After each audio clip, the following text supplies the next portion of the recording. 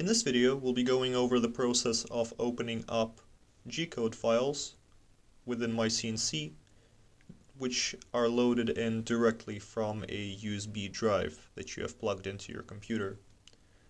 And the typical issue that arises is that when you go to open a new file, by using this button in the top left corner, you only have access to a certain folder on your computer that has been already predefined, so you don't have access to the actual USB drive that you have just plugged in. And to change that, we can go into our main menu, our settings, configuration, preferences common, and here in the NC code folders section, we can add a new line that will say /media/. And this will give us access to all of the USB drives that we may have plugged in to our computer. So for example, I have plugged in a drive called myCNC, and let's see if that works now.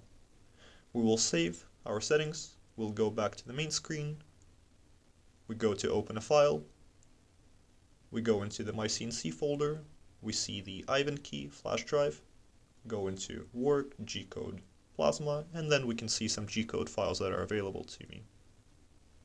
So this is the way to set up the process of opening up G-code files directly from your USB drive, and it is useful if you're going to be using a number of different USB drives to just plug into the computer.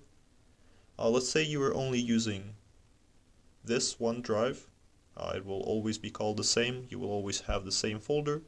You can save yourself a little bit of time by just adding this folder that I have already created into the NC code folders list.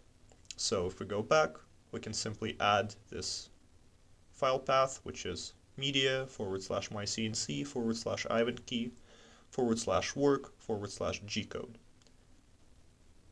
So in this case, we will only have access to this particular flash drive with this particular name and this particular folder. So it is not very convenient in cases where you will have many different flash drives being plugged into your computer, perhaps by different users or operators, but it is useful if you are only using a single drive and would like to save yourself a little bit of time.